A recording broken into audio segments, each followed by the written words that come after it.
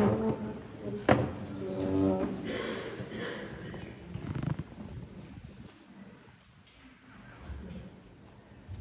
an honor to be here tonight on behalf of my great uncle, Dr. Fred Moultrie, and our family.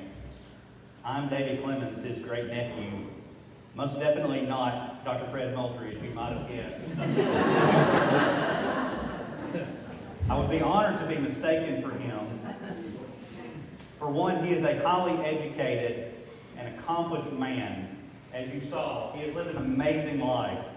He has done so many remarkable things, whereas I write tweets for a living. And plus, if we were mistaken, I would look amazing at 99 and a half, whereas I look like hell for 41.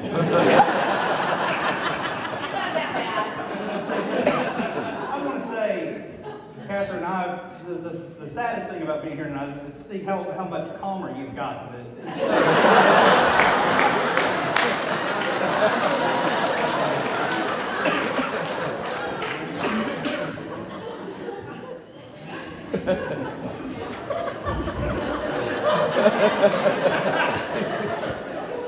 Uncle Fred grew up in a very different Albertville from the one we're blessed to be in today. And I've heard so much conversation tonight. That's been the theme from talking to people is what a great town we're living in now. Like this is amazing. I left in 2000. Yeah.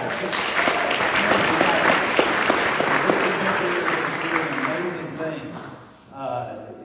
It's ridiculous to see what has happened in Albertville in the last decade or so. It's crazy. He graduated from Albertville High School in 1940 after serving in the Coast Guard during World War II, working at the Goodyear plant in Gadsden, and spending time at Sneed State and Jacksonville State. Uncle Fred headed down to Auburn University to pursue the first of what would be multiple degrees. Eventually, he would earn a doctorate in genetics from Kansas State University in 1951. He also found time to marry my great-aunt Frances, and together they raised 3 daughters. I would love to tell you all about his amazing career. You saw the video, his biography is on the plaque out here. But in terms of the what and how, I'm afraid to tell you, I just don't have the answers. I can tell you it was fascinating. He traveled the world. At one point in the mid-1960s, he was integral in arranging the only known cargo-carrying chicken transport in the world at the time, using a converted C-47 that carried 24,000 chickens at a time, more than 100 chickens in a box. Can you believe that? Legend has it that this was the birthplace of the business plan for Southwest Airlines.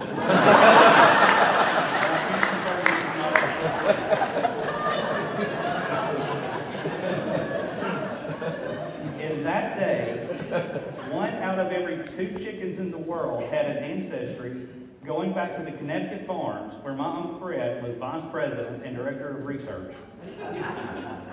That's not a joke.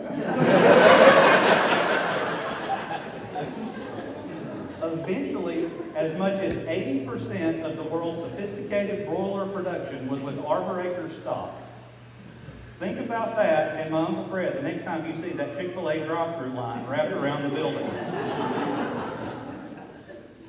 The how of how he achieved his amazing career is a story he would have to tell you.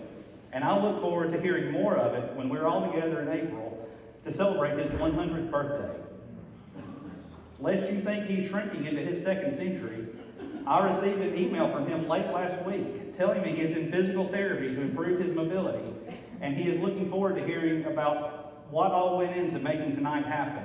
In fact, I sent his daughter a picture of the plaque and received a text back from her with a direction from him to send more pictures for tonight. So, he is very honored to be thought of by his alma mater.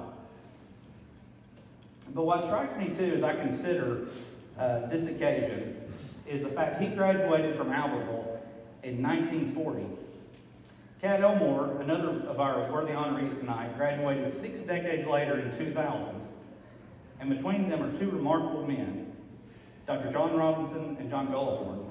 Consider the legacy that represents. How this beloved, dear old AHS has been turning out world-changing graduates for parts of 3 centuries now.